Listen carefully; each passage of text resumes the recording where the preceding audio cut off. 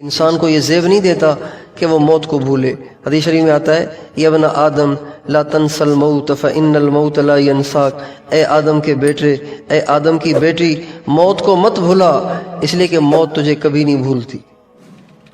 موت کو نہیں بھولنا چاہیے، آخرت کو نہیں بھولنا چاہیے، جہنم کو نہیں بھولنا چاہیے، جنت کو نہیں بھولنا چاہیے۔ ہمارا ذہن یہ بنا ہوا ہے کہ سارے مزے یہیں کرنے، جبکہ نبی کریم صلی اللہ علیہ وسلم کی تعلیمات سے یہ بات ملتی ہے کہ مزے تو کرنے ہیں آخرت میں، یہاں تو اللہ کو راضی کرنا ہے۔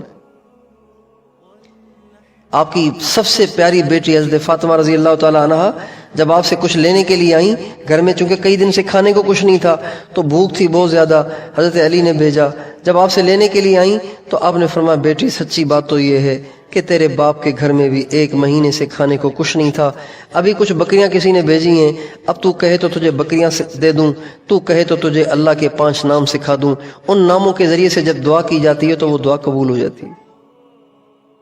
مجھے بتائیے کیا نبی کریم صلی اللہ علیہ وسلم یہ نہیں کر سکتے تھے کہ 5 بکریاں بھی دے دیتے، اللہ کے 5 نام بھی سکھا دیتے؟ لیکن نہیں، ہمارے نبی یہ بات دل میں اتارنا چاہتے ہیں کہ مزے تو آخرت میں کرنے، یہاں تو گزارا کرنا ہے۔ یہ زندگی تو بھوک فاقے کے ساتھ بھی گزر جاتی ہے اور یہ زندگی عیاشیوں کے ساتھ بھی گزر جاتی ہے، لیکن اللہ راضی ہو جائے، جہنم کی آگ سے بچاؤ کا سامان ہمارے پاس موجود ہو تو بس پھر مزے ہیں۔ تو اس لیے آپ ساری بہنوں سے سب سے پہلی درخواست تو یہ ہے کہ دنیا کی طرف توجہ کم کریں، آخرت کی طرف اپنی توجہ کو بڑھائیں، ہر وقت موت کو سامنے رکھیں، مرنا ہے، بار بار اپنے آپ سے کہیں ارے تو نے مرنا ہے، مرنا ہے، کیا بنے گا؟ جب رات کو لیٹنے لگیں، پتہ نہیں آپ سن رہی ہیں نہیں سن رہی، مجھے تو شور کی آواز آ رہی ہے، مجھے تو سمجھ میں نہیں آ رہا آپ سن رہی ہیں نہیں سن رہی۔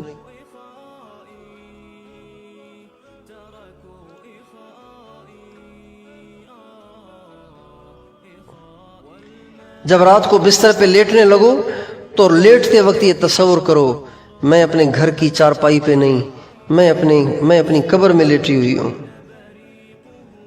میں مر چکی ہوں، میں نہیں، یہ میری لاش پڑی ہوئی ہے۔ اور چونکہ رات کو سونے سے پہلے ہم بتیاں بجھا دیتے ہیں نا، اندھیرا کر دیتے ہیں، تو یہ سوچو کہ ہائے یہ اندھیرا اتنا وحشتناک ہے، قبر کا اندھیرا کتنا وحشتناک ہوگا، یہ اندھیرا اتنا خوفناک ہے، مرنے کے بعد قبر کا اندھیرا کتنا خوفناک ہوگا۔ ایک بزرگ تھے بہت بڑے، انہوں نے اپنے گھر میں قبر کھودی ہوئی تھی، اپنے گھر کے اندر قبر کھود رکھی تھی انہوں نے۔ تو پتہ کیا کرتے تھے؟ روزانہ اپنی قبر میں لیٹ جاتے، قبر میں اترتے اور لیٹ جاتے اور اپنے آپ سے کہتے دیکھ میں تجھے کتنا سمجھاتا تھا کہ تو کچھ کر لے، آخرت کی تیاری کر لے، اپنی قبر کو جنت کا باغیچہ بنا لے، اللہ کو راضی کر لے، گناہوں سے باز آ جا، مگر تو نے میری بات نہ سمجھی، دیکھ اب تو قبر میں آ گیا ہے، اب دیکھ یہ قبر کتنی تنگ ہے، اس میں کتنا اندھیرا ہے، اور اب یہ دونوں دیواریں ابھی مل جائیں گی اور تیری پسلیاں آپس میں گھس جائیں گی اور ابھی آئیں گے سانپ اور تجھے ڈسیں گے۔ یہ کہتے تھے اور خوب روتے تھے، اور پھر کافی دیر رونے کے بعد کہتے تھے چل اللہ نے تجھے ایک اور موقع دیا ہے، باہر نکل اور نکل کے اللہ کو راضی کر اور نیکیاں کر۔ اس لیے سب سے پہلی درخواست آپ ماؤں سے، بہنوں سے، بچیوں سے یہ ہے کہ اپنی موت کو ہر وقت نگاہوں کے سامنے رکھو، مرنا ہے، اپنے آپ سے کہو مرنا ہے، روٹی پکاتے ہوئے اپنے آپ سے کہو مرنا ہے، چلے جانا ہے۔ جب آپ روزانہ موت کو یاد کریں گی، ہر وقت موت کو یاد رکھیں گی، پھر آپ کا دنیا میں دل نہیں لگے گا، پھر بننے سنورنے کو دل نہیں کرے گا، پھر اوروں کو دکھانے کو دل نہیں کرے گا، پھر دل کرے گا کہ اللہ کو راضی کر لوں، اس لیے کہ اس کے پاس جانا ہے۔ دیکھیں جس عورت کو ڈاکٹر کہہ دیں کہ جی آپ تو چند دن کی مہمان ہیں، آپ کو بلڈ کینسر ہو گیا ہے، بتائیے اس کا بننے سنورنے کو دل کرے گا؟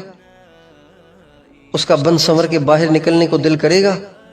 اس کا بے پرد ہونے کو دل کرے گا؟ وہ کبھی نماز میں سستی کرے گی؟ وہ تو مصلی پہ ہی بیٹھی رہے گی جس کو ڈاکٹر نے کہا ہے کہ آپ 1 ہفتے کی مہمان ہیں۔ تو 1 ہفتہ تو بہت دور ہے، 1 ہفتہ تو بہت دور ہے، ہمیں تو 1 پل کا بھروسہ نہیں ہے۔ نبی کریم صلی اللہ علیہ وسلم ارشاد فرماتے ہیں میں ایک قدم اٹھاتا ہوں مجھے نہیں پتا ہوتا کہ وہ قدم رک سکوں گا یا اس سے پہلے چلا جاؤں گا، میں ایک سلام پھیرتا ہوں مجھے نہیں پتا کہ میں دوسرا سلام پھیر سکوں گا کہ نہیں، میں منہ میں لقمہ ڈالتا ہوں مجھے نہیں پتا کہ میں اسے چبا کر نگل سکوں گا کہ نہیں۔ اس لیے لمبی امیدیں اور لمبی لمبی پلاننگ اور لمبے لمبے منصوبے، اگلے کئی سالوں کے منصوبے لوگ بناتے رہتے ہیں، کتنی نادانی کی بات ہے۔ سامان 100 برس کا پل کی خبر نہیں، 100 برس کا سامان بنایا ہوا ہے اور پل کی خبر نہیں ہے۔ عید کی خریداریاں کر رہے ہیں اور ان کا نام مردوں کی فہرست میں لکھا جا چکا ہے، عید کی نماز سے پہلے اس نے مرنا ہوتا ہے۔ ہم ایک جگہ جماعت میں گئے، بھلوال، سرگودا کے قریب ایک علاقہ ہے بھلوال، وہاں پہ گئے تو عید کی رات تھی۔ تو عید کی رات ایک بیٹے نے اپنے باپ سے کہا ابو مجھے گاڑی دے، میں نے شاپنگ کرنی ہے، میں نے جوتے ووتے لینے۔ تو وہ باپ سے اس نے گاڑی لی، گاڑی کی چابی لی اور وہ شاپنگ کرنے کے لیے نکلا گھر سے۔ اب آپ کو پتہ ہے نا نوجوان جب بیٹھتا ہے اسٹیئرنگ پہ تو کیا اس کو مستی ہوتی ہے اور کیسے وہ موج میں چلتا ہے۔ تو اللہ کی شان وہ گاڑی لے کے نکلا اور جہاں اس نے خریداری کے لیے جانا تھا، شاپنگ کے لیے جانا تھا، تو راستے میں پھاٹک تھا، ٹرین کا پھاٹک تھا۔ تو جو ہی یہ پوری رفتار سے اس پھاٹک کو کراس کرنے لگا، ٹرین کی پٹڑی کو کراس کرنے لگا، تو اللہ کی شان پھاٹک بند نہیں تھا اور وہاں سے ٹرین آ رہی تھی۔ یہ عید کی رات کی بات ہے، عید کی رات کا واقعہ ہے۔ جو ہی اس کی گاڑی پٹڑی کے بیچ میں پہنچی تو ٹرین بھی آ پہنچی اور کچل کے رکھ دیا، ٹکڑے ٹکڑے کر دیا۔ نہ گاڑی رہی نہ وہ نوجوان رہا۔ تو ہم لوگ گئے تھے تو ساری دنیا نے اچھے اچھے کپڑے پہنے ہوئے تھے، چہرے ان کے مسکرا رہے تھے، نہا دھو کے وہ آئے ہوئے تھے، لیکن ادھر عید کی نماز ہو رہی تھی، ادھر نماز جنازہ ہو رہا تھا۔ سب کو نئے کپڑے پہنے ہوئے تھے، اس کا باپ رو رو کے بے حال ہو رہا تھا، اس کے بھائی رو رو کے بے حال ہو رہے تھے، سنبھل نہیں پا رہے تھے۔ اس لیے موت کو نہیں بھولنا چاہیے، موت آ جاتی ہے۔ وَإِذَا الْمَنِيَّةُ أَنْشَبَتْ أَظْفَارَهَا أَلْفَيْتَكُمْ كُلَّ تَمِيمَةٍ لَا تَنْفَعُ۔ کہتے ہیں جب موت اپنے پنجے گاڑ لیتی ہے تو دنیا کا کوئی دم درود کیا، کوئی دوائی اس کو فائدہ نہیں دیتی، بس اس کو جانا ہوتا ہے۔ اس لیے ہمیشہ موت کو یاد رکھیں۔